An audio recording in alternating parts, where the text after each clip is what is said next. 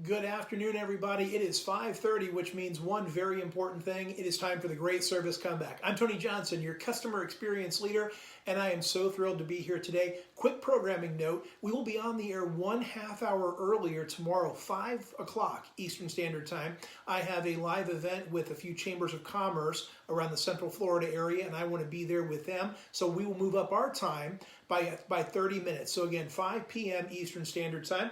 And a quick shameless plug, please, if you have not followed me on my social media channels, please do so. You can find me at igniteyourservice.com, and we will absolutely talk about all the pieces and parts that make up the Great Service Comeback. So please follow me today so that we can stay connected and you can get the most amazing up-to-date information. Now that said, let's jump right in with today's topic. Today, I want to talk about optimism.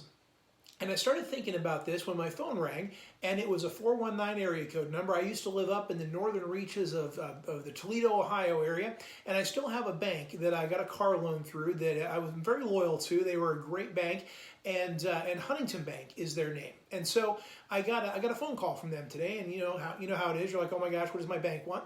They just called, honest to goodness. The only reason they called today was to check in on me, to say hi, to make sure I was doing okay, to ask if I had any financial questions or if I was having any struggles. And then they checked in on my car loan and made sure I was doing okay with that. But again, it was like a 5-minute conversation, but it was so great to have someone call in and just check on me. Just ask how I was doing.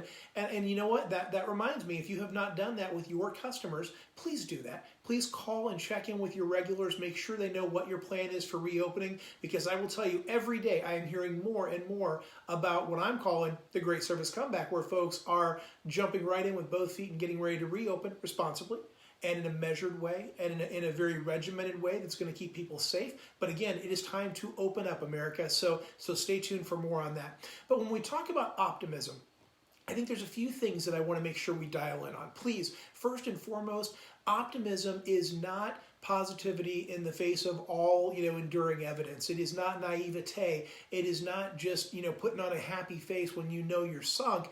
It's honest, it's measured, it's genuine, but it always sways on the side of the positive. And there's a couple reasons why that's important.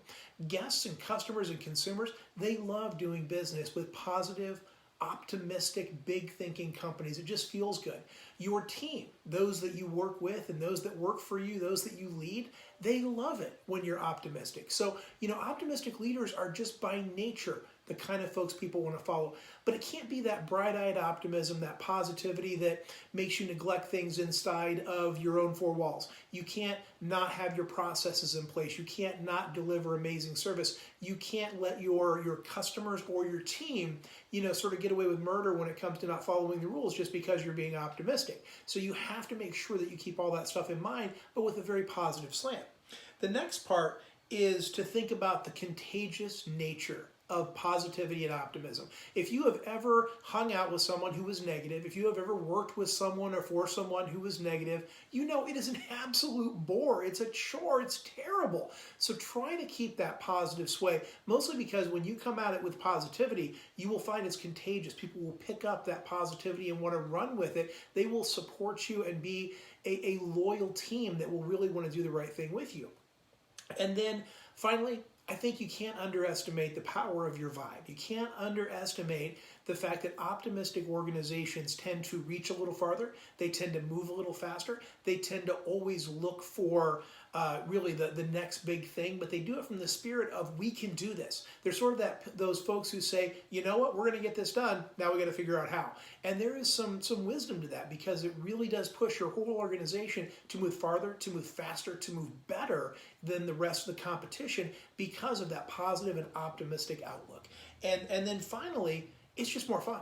If you think about being optimistic and being positive, it is way more fun than being negative. There is some, the science is still coming in, but there are some compelling evidence out there that it's better for you psychologically, that being optimistic will help you be healthier, that just smiling and being optimistic in general will put you in a better mood, all of which will lead to productivity and the fact that you're just a person people want to be around. People want to follow you. They want to be a part of your team. They want to be a part of what's going on.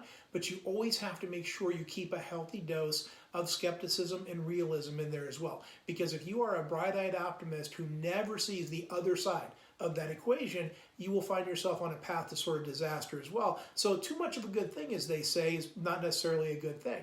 So just keep that measured, realistic optimism in mind and just watch your business soar.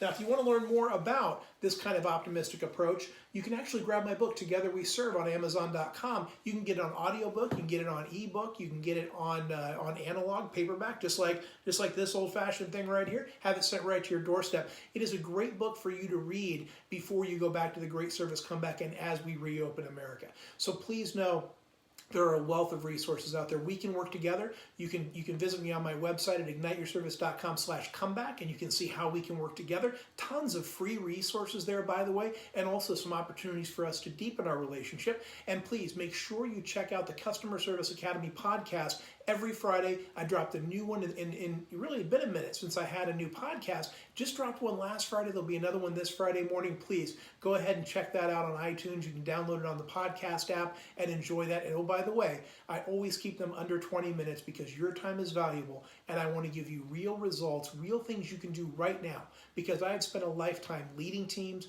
training teams, and delivering results for customers, and I want to share every bit of that with you. So until next time, I'm Tony Johnson, your customer experience leader. Please make sure to like and subscribe so that you never miss an episode. And remember, we will be on at 5 p.m. Eastern rather than 5:30 p.m. Eastern tomorrow. I will talk to you soon. Be safe. Have a great day.